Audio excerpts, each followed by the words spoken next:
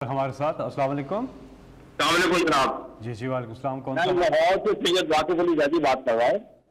میرا وزیر اعظم صاحب سے سوال ہے۔ جناب وزیر اعظم صاحب السلام علیکم۔ جی وعلیکم السلام۔ آپ کا شروع دن سے موقف رہا ہے کہ آپ کرپٹ حکمرانوں اور غلط پریکٹسز سے پیسہ بنانے والے طاقتور لوگوں کو قانون کے کٹہرے اور اس کی گرفت میں لائیں گے۔ آپ نے بارہا کہا میں کسی بھی صورت میں انہیں NRO نہیں دوں گا۔ میں مانتا ہوں جناب کہ آپ نے کافی حد تک اپنے اس مشن کے مطابق کام بھی کیا ہے، لیکن جناب آپ پچھلے 5-6 مہینوں سے آپ ہمیں شوگر مافیا کے سامنے بے بس نظر آتے ہیں، اور خاص طور پر اپنے دوست جہانگیر ترین سے نہ صرف آپ نے ملاقات کی بلکہ انہیں NRO بھی دے دیا، اور لوگوں کا تو یہ ماننا ہے کہ اگر آپ ایسا نہ کرتے اور ان سے خفیہ ملاقاتیں نہ کرتے تو آپ کا بجٹ ہی پاس نہیں ہونا تھا۔ میرا جی یہ بڑی آپ نے اچھی بات کی کہ NRO میں نے ہمیشہ کہا تھا میں نہیں دوں گا۔ میں پہلے اس کے اوپر واضح ہو جاؤں، پھر سے میں نے شروع میں بات کی تھی، میں پھر سے کرتا ہوں۔ دیکھیں، ایک ہوتا ہے بڑا ڈاکو، ایک ہوتا ہے چھوٹا چور۔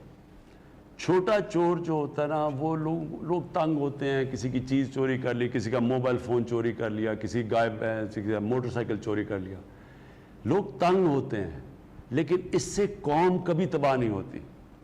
قوم تباہ ہوتی ہے جب ایک بڑا ڈاکو جو ملک کا سربراہ، وزیر اعلیٰ، وزیر اعظم، جب ہم چوری کرتے ہیں ہم قوم کو تباہ کر دیتے ہیں، مقروض کر دیتے ہیں۔ اب آپ کو میں صرف ایک مثال دیتا ہوں، شہباز شریف، اس کا جو کیس چل رہا ہے، یہ جو باہر جانے کی کوشش، بھاگنے کی کوشش کر رہا ہے، اس کے اوپر صرف یہ ایک کیس ہے، 7 ارب روپے کا، یہ منی لانڈرنگ کا کیس ہے، 700 ارب روپے کا، یہ صرف ایک کیس ہے۔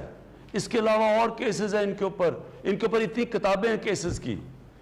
یہ صرف جو پیسہ پاکستان میں لے کے آتے ہیں، جب انہوں ایک بیوی کو گھر لینا پڑے تو وہ پیسہ آ جاتا ہے، وہ بیٹے نے نتھیا گلی میں یا ڈونگا گلی میں گھر بنانا ہے تو پھر وہ TT آ جاتی ہے، گاڑی لینی ہو تو باقی ان کا پیسہ باہر پڑا ہوا ہے۔ تو یہ سوچیں کہ اگر 7 ارب روپیہ صرف ایک، یہ جو ہم نے پکڑا ہے، یہ ٹپ آف دی آئس برگ ہے، جو باقی ان کے پاس، جو شریف اور نواز شریف کے پاس، جو ان کے بیٹے اربوں روپے کے وہاں گھروں میں رہ رہے ہیں، وہ کدھر سے پیسہ آیا؟ وہ یہاں کا پیسہ چوری ہو کے گیا۔ اب آپ سارے پاکستان کے جیل کے قیدیوں کو اکٹھا کر لیں جنہوں نے چوری کی ہے، میں آپ کو لکھ کے دیتا ہوں کہ جتنے پاکستان میں 70,000 جتنے بھی جو چوری پہ گئے ہوئے ہیں، ان کی سب کی چوری کر دیں وہ بھی 7 ارب روپیہ نہیں بنتا۔ تو اس لیے جو بڑی کرپشن ہوتی ہے، جو حکمران کرتے ہیں، یہ ملک کو تباہ کر دیتی ہے۔ اس لیے میں نے کہا کہ جنرل مشرف نے جو 2 NRO دیے تھے زرداری کو اور نواز شریف کو، 10 یعنی آپ سب سے سنیں کہ 6,000 ارب سے 30,000 ارب پہ پاکستان کا 10 سال میں قرضہ گیا، اس نے تباہی کیا ملک کو۔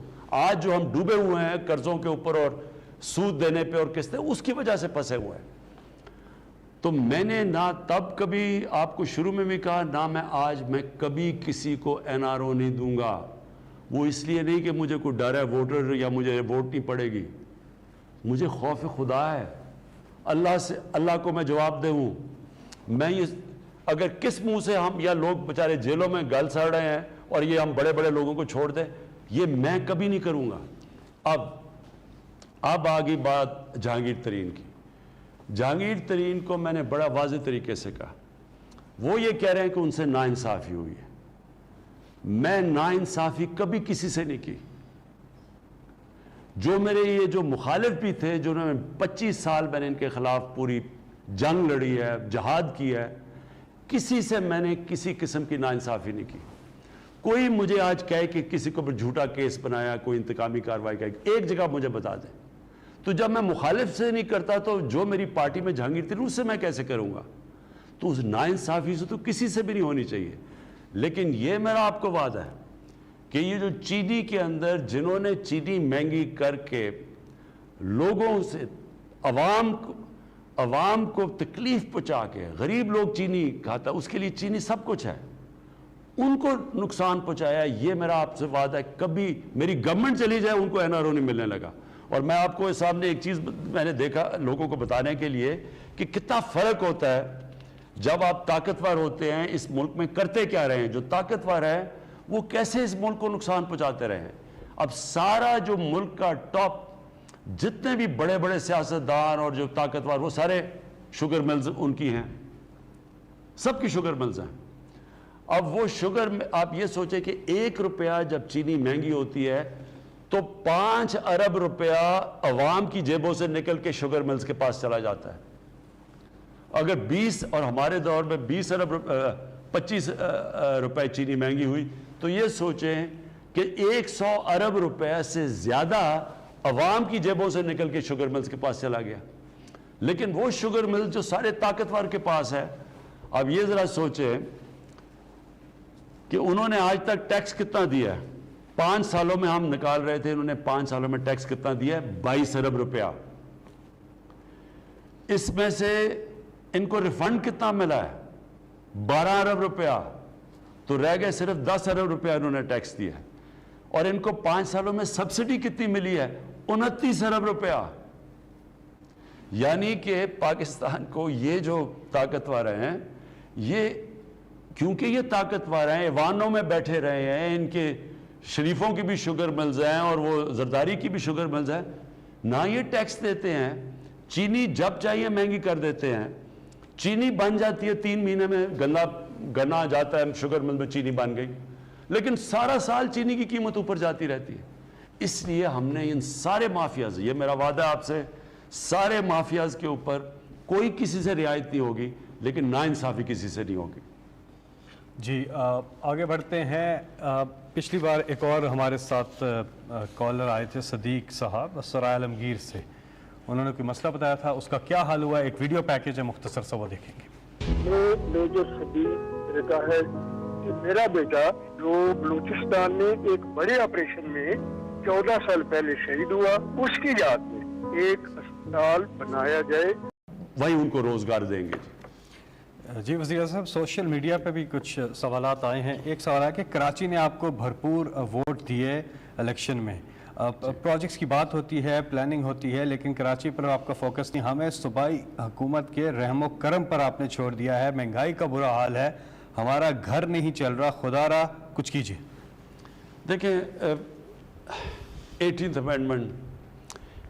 امینڈمنٹ کے بعد ہوا کیا کہ جو 57% جو بھی پاکستان ہم پیسہ اکٹھا کرتے ہیں 57% سیدھا صوبوں کے چلا جاتا ہے.